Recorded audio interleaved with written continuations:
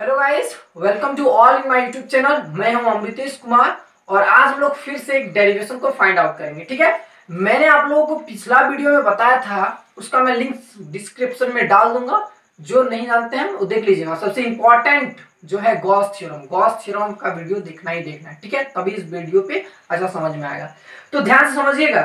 तो Gauss theorem का हम लोग थर्ड यूज करने वाले हैं। ठीक है, गॉस थ्योरम का थर्ड यूज करेंगे और थर्ड यूज का क्वेश्चन क्या है कि एक लंबा सीधा, ठीक है, एक लंबा सीधा अनंत लंबाई वाले इन्फिनिटी लंबाई वाले, ठीक है, एक तार है, आवेशित तार है और तार कैसा है, बेलनाकार है। बेलनाकार मतलब सिलेंडर टाइप का। ठीक है, तो इस तार के बगल में विद्युत तीव्रता के व्यंजक को प्राप्त करना है। ठीक है, ध्यान से समझिएगा कि मान लीजिए एक बेलनाकार तार है, इस पर प्लस क्यू चार्ज है, इस पर क्या है, इस पर प्लस क्यू चार्ज है। तो चार्ज ऐसे क्या हो जाएगा, डिस्ट्रीब्यूट हो जाएगा। प्लस प्लस कर देते हैं। ठीक है, बोल सकते हैं इन्फिनिटी तक लंबाई है इसका। चलिए, और यहाँ प्लस क्यू। ठीक है, तो इस तार के बगल में, मान लीजिए इस तार से आर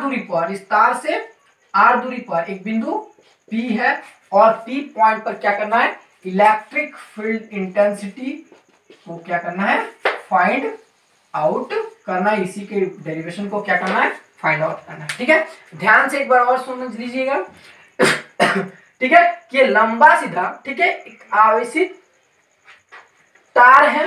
ठीक है, ये बेलनाकार आवेशित तार है और इस तार के बगल में विद्युत तीव्रता के व्यंजक को क्या करना है, प्राप्त करना है। ठीक है, तो थोड़ा सा लैंग्वेज लिखने, डेरिवेशन निकालने के लिए थोड़ा सा लैंग्वेज लिखना पड़ता है एग्जाम में। तो थोड़ा ऐसे ही लिखिएगा कि माना कि, ठीक है, अनंत लंबाई वाला एक तार AB है।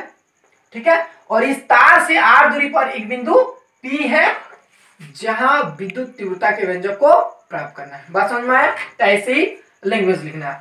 अब देखिए, मैं समझाता हूं कि क्या करना है हमको। गॉस थ्योरम का यूज करना है। देखो, फ्रॉम गॉस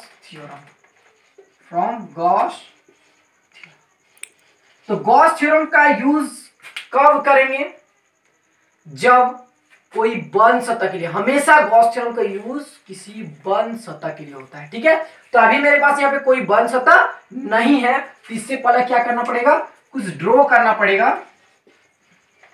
क्या ड्रॉ करना पड़ेगा, एक बंद सतह ड्रॉ करना पड़ेगा। तो P पॉइंट से होते हुए, ध्यान समझिएगा, P पॉइंट से होते हुए एक एकांक लंबाई वाली, ठीक है, एकांक लंबाई मतलब यूनिट लेंथ वाला एक सिलेंडर ड्रॉ कर देंगे। ठीक है, और इसका जो लेंथ है, यानी कि बोलेंगे हाइट।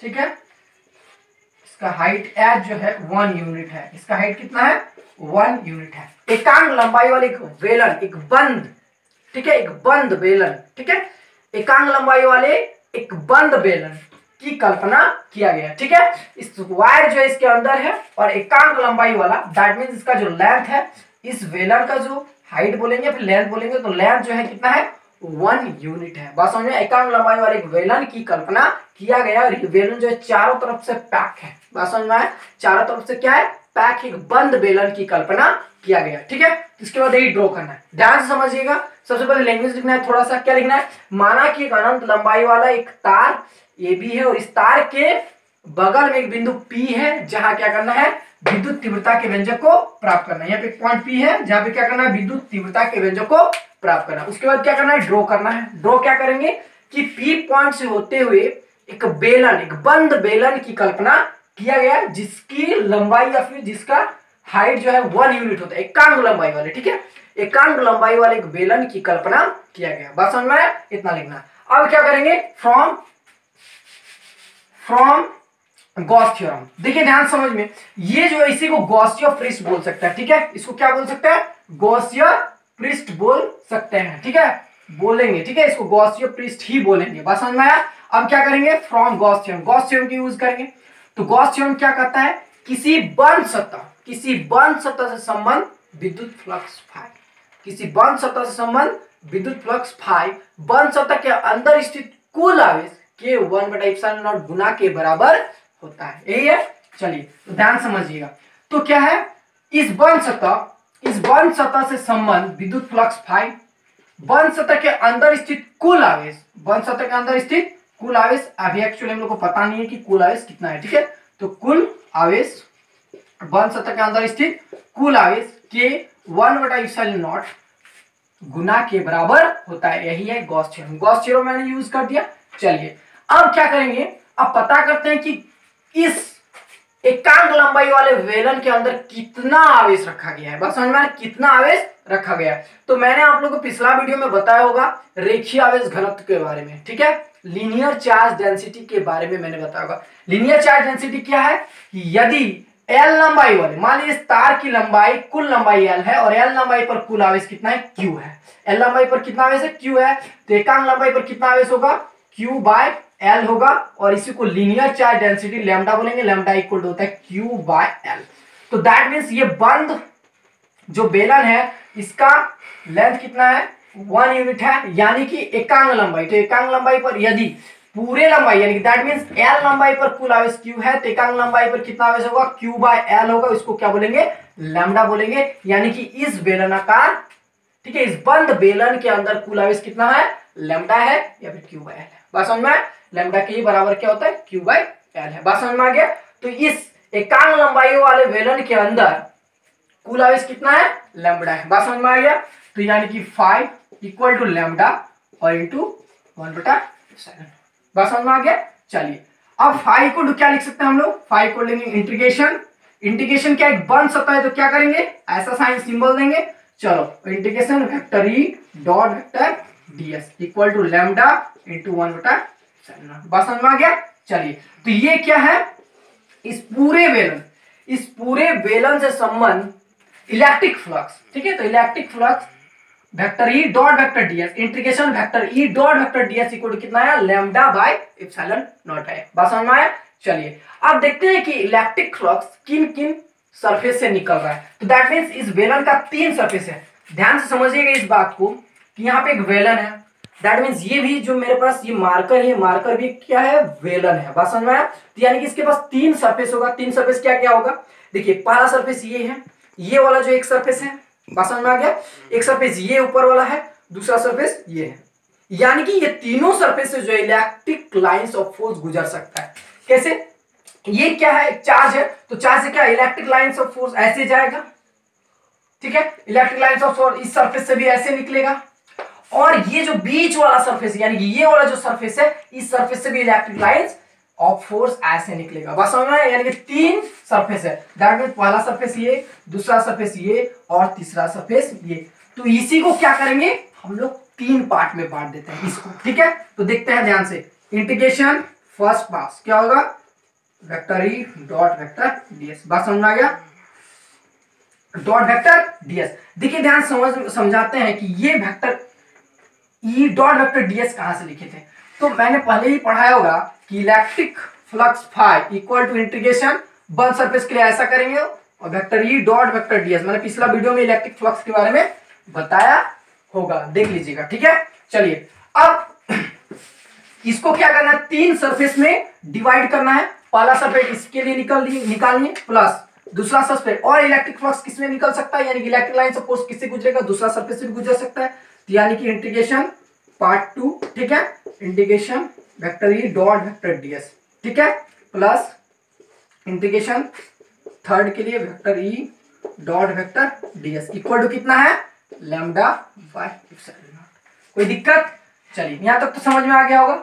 अब देखिए ध्यान से समझते हैं बात। मान लीजिए इस बेलन का यहाँ पे एक छोटा सा सरफेस है, छोटा सा सरफेस, ठीक है, छोटा सरफेस है जिसका क्षेत्रफल ds है, ठीक है। तो इस छोटे से क्षेत्रफल ds का डायरेक्शन, इस छोटे से सरफेस ds का डायरेक्शन क्या होगा, इस तल के लंबवत हमेशा बाहर की ओर ऐसे होगा n हैट, ठीक है, यानी कि n हैट का डायरेक्शन ऐसे होगा, यानी कि ds का डायरेक्शन ऐसे होगा। बस समझ में आया।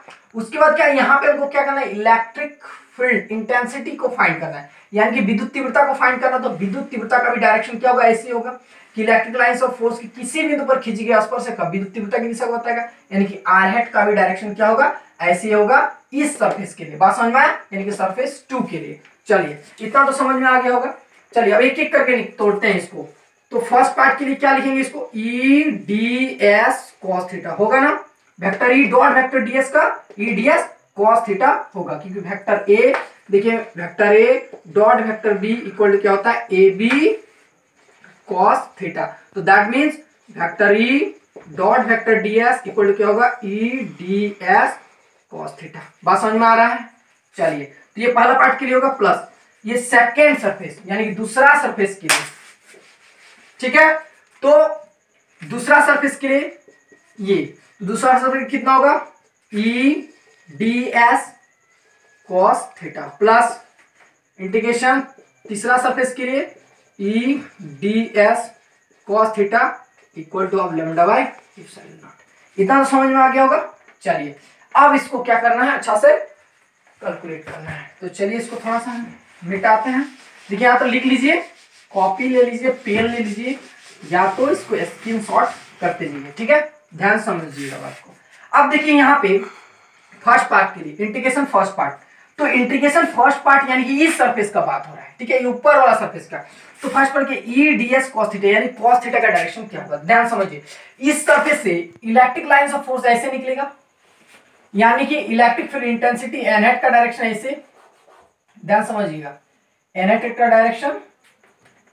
देखिए ध्यान से, हमको इसके बगल में इलेक्ट्रिक फील्ड इंटेंसिटी निकालना है। इलेक्ट्रिक फील्ड इंटेंसिटी का डायरेक्शन ऐसे यानी कि आर हेड का डायरेक्शन ऐसे है, बात समझ में आया। और इस सरफेस से इलेक्ट्रिक लाइंस ऑफ फोर्स हमेशा ऐसे निकलेगा, ठीक है। तो आर हेड का डायरेक्शन ऐसे, और इलेक्ट्रिक फील्ड इंटेंसिटी, देखिए ध्यान समझिएगा इस बात को। देखिए यहाँ पे electric field intensity R head का डायरेक्शन ऐसे है, और इस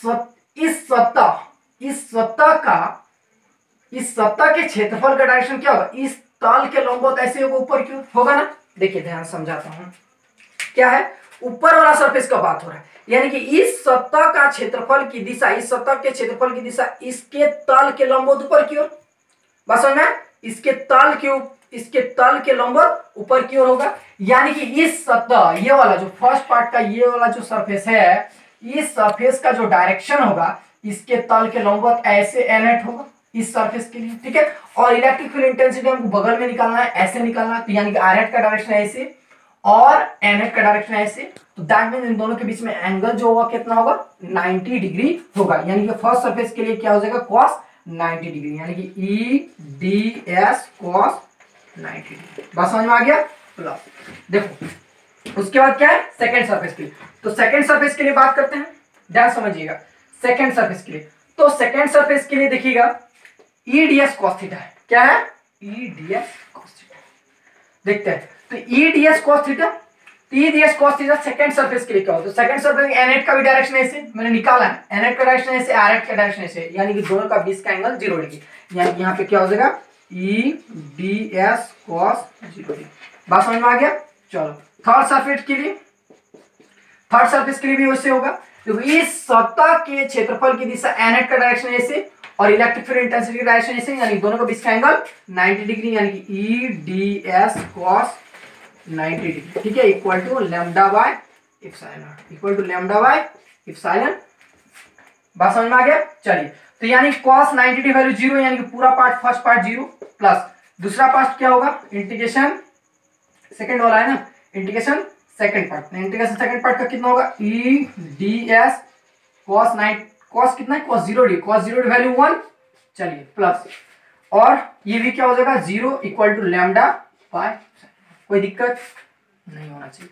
चलो इलेक्ट्रिक फील्ड इंटेंसिटी बाहर निकाल दो, इलेक्ट्रिक फील्ड इंटेंसिटी बाहर कर देंगे, integration second part DS, integration DS और इक्वल टू लैम्डा बाय, बात समझ में आ गया। चलिए अब देखिए ध्यान समझिए, ये डीएस क्या है, डीएस एक छोटा सा क्षेत्रफल है, जब इसमें इंटीग्रेशन कर देंगे तो पूरा सरफेस का बात होगा, किसका बात होगा, पूरा सरफेस का बात होगा, यानी कि वेलन हो जाएगा। ये क्या बन जाएगा, वेलन है। तो वेलन का क्षेत्रफल कितना होता है, तो वेलन का क्षेत्रफल होता है, कितना होता है, कितना होता है, 2 पाई आर एच, कितना होता है, 2 पाई आर एच, यही होता है ना वेलन का क्षेत्रफल, 2 pi R H equal to lambda by epsilon naught. बात समझ में आ रहा है, लैम्डा बाय एप्सिलॉन नॉट। चलिए, तो यानी कि 2 pi R H lambda by epsilon naught. तो एच का वैल्यू कितना है, 1 यूनिट है, मैंने पहले ही मान लिया था कि बेलन का लेंथ कितना है, 1 यूनिट है। तो that means E equal to कितना हो जाएगा, E into 2πr equal to lambda by epsilon naught. कोई दिक्कत, लैम्डा बाय एप्सिलॉन नॉट, यानी कि इलेक्ट्रिक फील्ड इंटेंसिटी इक्वल होगा लैम्डा बाय 2πr और इंटू एप्सिलॉन नॉट। ये है डेरिवेशन। यानी कि किसी लंबे सीधे, ठीक है, किसी लंबे सीधे आवेशित चालक, ठीक है, आवेशित चालक के बगल में विद्युत तीव्रता इक्वल होता है, equal to lambda by 2πr epsilon naught होता है। बात समझ में आ रहा है? यानी कि इलेक्ट्रिक फील्ड इंटेंसिटी किस पर डिपेंड करता है, लैम्डा पर डिपेंड करता है और रेडियस पर डिपेंड करता है, ठीक है, बाकी सब तो कांस्टेंट है। तो ये दो बात पर निर्भर करता है। तो याद रखना कि किसी लंबे सीधे आवेशित चालक के बगल में विद्युत तीव्रता इक्वल कितना होता है, lambda by 2πr epsilon not. चलिए, तो आई थिंक ये समझ में आ गया होगा, ठीक है। एक और डेरिवेशन बचा हुआ है इस टॉपिक का, तो हम लोग नेक्स्ट वीडियो में बात करेंगे।